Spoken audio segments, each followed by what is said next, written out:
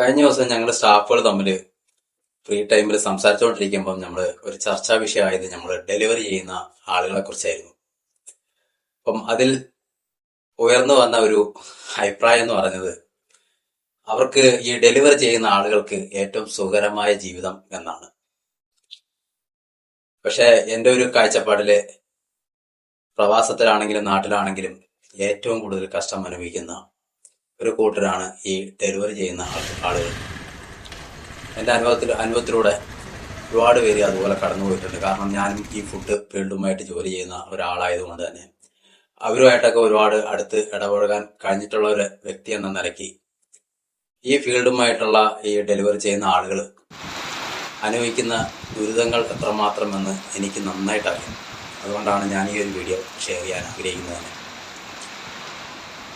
കഴിഞ്ഞ ദിവസം ഞങ്ങൾ ഈ ഒരു ചർച്ചാ വിഷയം എടുക്കാൻ കാരണം തന്നെ കഴിഞ്ഞ ദിവസം ഒരു ഡെലിവറി ചെയ്യുന്ന ഒരാൾക്കൊരു ദുരനുഭവം അനുഭവപ്പെട്ടപ്പോൾ അത് ഞങ്ങളുമായിട്ട് ഷെയർ ചെയ്തപ്പോഴാണ് ഞങ്ങൾ ഈ സംസാരങ്ങളൊക്കെ ഉണ്ടായത് തന്നെ. അപ്പോൾ എനിക്ക് തോന്നി ഇങ്ങനെ ഒരു വീഡിയോ ചെയ്യണമെന്ന്. ഓരോരുത്തരുടെ മനസ്സിലെ ചിന്താഗതികൾ ഇങ്ങനെയൊക്കെയാണ് പോകുന്നത് എന്ന് എനിക്ക് മനസ്സിലായപ്പോൾ കൊണ്ടാണ് ഈ ഒരു വീഡിയോ ഷെയർ ചെയ്യാൻ തന്നെ ഞാൻ ആഗ്രഹിച്ചത്. ഡെലിവറി ബോയ്സ് നമ്മുടെ നാട്ടിലൊക്കെ ജോലിയെല്ലാം കിട്ടാതെ വരുമ്പോൾ കിട്ടുന്ന ജോലിക്ക് കയറി വരുന്നവരാണ് ഈ ഡെലിവറി ആയിട്ട് നിൽക്കുന്നത് ഏറ്റവും അധികം ആളുകൾ.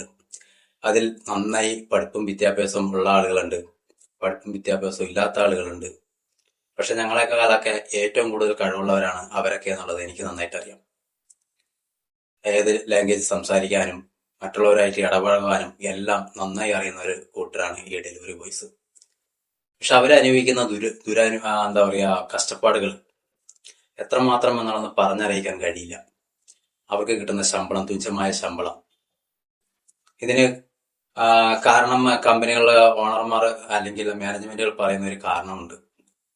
ഞങ്ങൾക്കൊക്കെ തരുന്നതിനെക്കാട്ടി ശമ്പളം ഏറ്റവും പാതിക്ക് പാതി ശമ്പളമാണ് അവർക്ക് കൊടുക്കുന്നത്.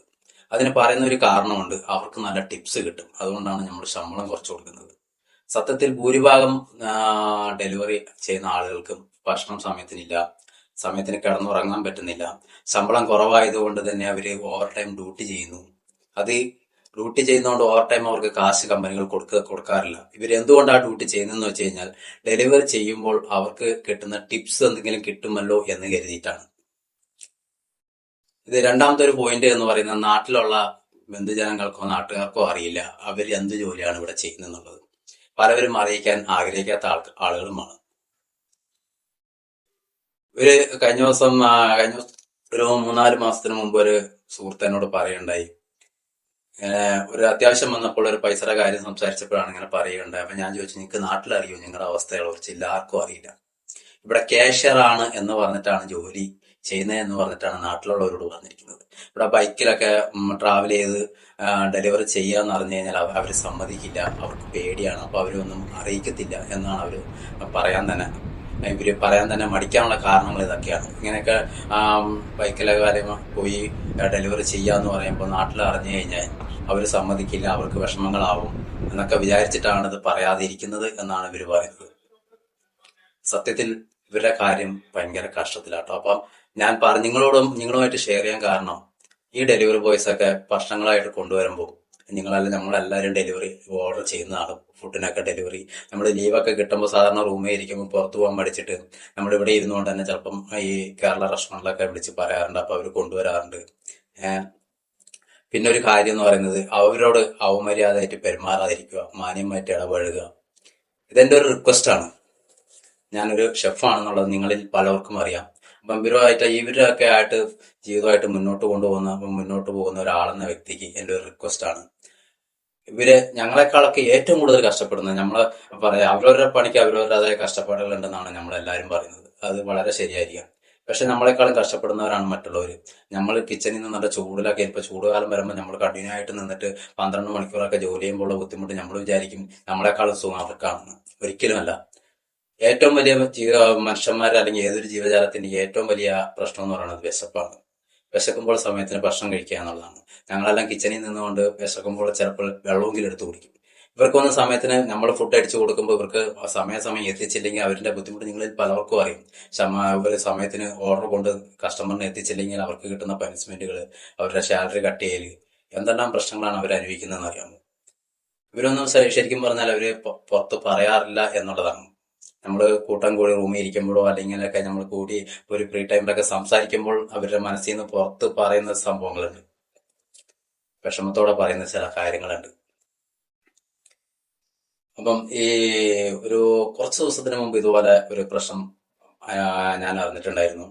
ഡെലിവറിയുമായിട്ട് ഒരു റൂമിൽ ചെന്ന് കഴിഞ്ഞപ്പോൾ, ഇതുപോലെ ഒരു ഫ്ലാറ്റിൽ ഒരു ഡെലിവറി ബോയ് ഫുഡുമായിട്ട് ചെന്ന് കഴിഞ്ഞപ്പോൾ ചേഞ്ചിന്റെ ഒരു പ്രശ്നത്തിൽ അദ്ദേഹത്തിന്റെ കയ്യിൽ ചേഞ്ച് ഉണ്ടായിരുന്നില്ല. 3-4 ഓർഡർ ഒന്നിച്ച് കൊണ്ടുവന്നുകൊണ്ട് പലയിടത്തും ചേഞ്ച് കൊടുത്തു. അപ്പം ലാസ്റ്റ് കൊണ്ടുപോയ അടുത്ത് ചേഞ്ച് കൊടുക്കാൻ പറ്റിയില്ല. അപ്പൊ ഇദ്ദേഹം പറഞ്ഞു ചേഞ്ച് ഇല്ല, ചേഞ്ച് തരണം സാറേ എന്ന് പറഞ്ഞു. അപ്പം ഇദ്ദേഹം പറഞ്ഞ ഡയലോഗ് എന്തായിരുന്നു അറിയും, നിങ്ങൾക്ക് ടിപ്സ് കിട്ടാൻ വേണ്ടിയിട്ടല്ലേ നിങ്ങൾ ഈ ചേഞ്ച് കൊണ്ടുവരാണ്ട് ഞങ്ങൾ എങ്ങനെ ചെയ്യുന്നത്, എന്റെ കയ്യിൽ ചേഞ്ചിന് നിങ്ങൾ ചേഞ്ചുമായിട്ട് വാന്ന് പറഞ്ഞു. ഫുഡും വാങ്ങി വെച്ചിട്ടാണ് സംസാരിക്കുന്നതെന്ന് ഓർക്കണം. അപ്പൊ ടിപ്സ് കിട്ടാൻ വേണ്ടിയിട്ടല്ലേ നമ്മൾ ചേഞ്ച് കൊടുക്കുമ്പോൾ ആ ചേഞ്ച് ചിലവർ വേണ്ടാന്ന് പറയും എന്നുള്ള ഉദ്ദേശത്തിലാണ് പറയുന്നത്. പണ്ടൊക്കെ ഞാൻ ഒരു കാര്യം പറയാം, കൊറോണ കാലത്തിന് മുമ്പ് നല്ല ടിപ്സ് കിട്ടുമായിരുന്നു. ഈ ഡെലിവറി ബോയ്സിന് മാത്രമല്ല, നമ്മൾ കിച്ചണിൽ ജോലി ചെയ്യുന്നവർക്കാണെങ്കിൽ ടേബിളിൽ കഴിക്കാൻ വരുന്ന ആളുകളൊക്കെ നന്നായി ടിപ്സ് കൊടുക്കുമായിരുന്നു. ചില്ലറ കാശ് അവർക്ക് കൊടുത്തിട്ടുണ്ടെങ്കിൽ തൊടാത്ത ആളുകളുണ്ടായിരുന്നു. നല്ല ക്യാഷ് ടീമുകളൊക്കെ വന്നു കഴിഞ്ഞാൽ അവർ തൊടാണ്ട് അത് അവിടെ തന്നെ വെച്ചിട്ട് നോട്ട് മാത്രം എടുത്തിട്ട് പോകുന്ന ഒരു കാലഘട്ടം ഉണ്ടായിരുന്നു കൊറോണയ്ക്ക് മുമ്പ്. ഇന്ന് അതൊക്കെ ആ കാലഘട്ടമൊക്കെ മാറി. ഇന്ന് ആരും പൈസ അങ്ങോട്ട് കൊടുക്കുന്നില്ല, ആരും ടിപ്സ് ആയിട്ടൊന്നും കൊടുക്കുന്നില്ല എന്നുള്ളൊരു കാര്യം നിങ്ങൾ ഓർക്കണം. ഞങ്ങൾക്കൊന്നും ഇന്ന് ടിപ്സ് എന്ന് പറയുന്നത് ഒരു കാണാൻ കാഴ്ചയായി മാറിക്കഴിഞ്ഞു. പണ്ടെന്ന് പറഞ്ഞാൽ ഞങ്ങളൊക്കെ നല്ല ഫുഡ് അടിച്ചു കൊടുത്തു കഴിയുമ്പോൾ കസ്റ്റമർക്ക് ഇഷ്ടപ്പെട്ട് കഴിഞ്ഞാൽ കസ്റ്റമർ ഞങ്ങളെയൊക്കെ വിളിച്ച് ടിപ്സ് തന്ന കാലഘട്ടം ഉണ്ടായിരുന്നു.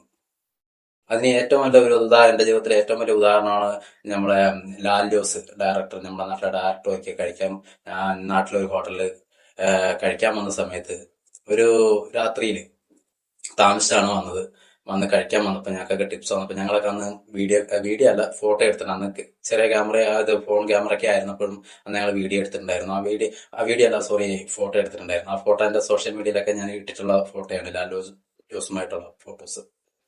അന്ന് അദ്ദേഹം ഞങ്ങൾക്ക് ടിപ്സ് നേരിട്ട് വിളിച്ച് തരികയും ചെയ്തു. അപ്പൊ അങ്ങനെ ഒരു കാലഘട്ടം അന്ന് ഉണ്ടായിരുന്നു. പക്ഷെ ഇന്ന് ആ കാലഘട്ടമൊക്കെ പോയി. അപ്പൊ എല്ലാവരുടെ തെറ്റിദ്ധാരണകളും മാറ്റുക. നമ്മൾ ഈ ഹോട്ടൽ ഇൻഡസ്ട്രി അല്ലെങ്കിൽ ഫുഡുമായിട്ട് ബന്ധപ്പെട്ട എനിക്ക് ഏറ്റവും കൂടുതൽ കഷ്ടം, എൻ്റെ ഒരു അനുഭവത്തിൽ ഞാൻ പറയുകയാണ്, ഏറ്റവും കൂടുതൽ കഷ്ടപ്പെടുന്നവർ ഈ ഡെലിവറി ചെയ്യുന്ന ആളുകളാണ്. അപ്പം അവരെ റെസ്പെക്റ്റോട് കാണുക, അവർ മാന്യമായിട്ടാണ് ജോലി ചെയ്യുന്നത് എന്നുള്ളത് ആലോചിക്കാം. അവര് സമയത്തിന് ഭക്ഷണം കഴിക്കാതെ വിശപ്പോട് കൂടിയായിരിക്കും ചിലപ്പോൾ നിങ്ങളുടെ വിശപ്പ് മാറ്റാൻ വേണ്ടി ഓടിപ്പാഞ്ഞ് ഫുഡ് കൊണ്ടുവരുന്നത്. അത് മാത്രമല്ല, ഈ പ്രവാസ ലോകത്തിൽ ഈ ചൂട് ആയാലും മഴയായാലും തണുപ്പായാലും പൊടിക്കാറ്റായാലും ഇതൊക്കെ താണ്ടിയാണ് നിങ്ങളെ മുന്നിൽ ഫുഡ് കൊണ്ടെത്തിക്കുന്നത് എന്നുള്ള കാര്യം നിങ്ങൾ ഒരിക്കലും നോക്കരുത്.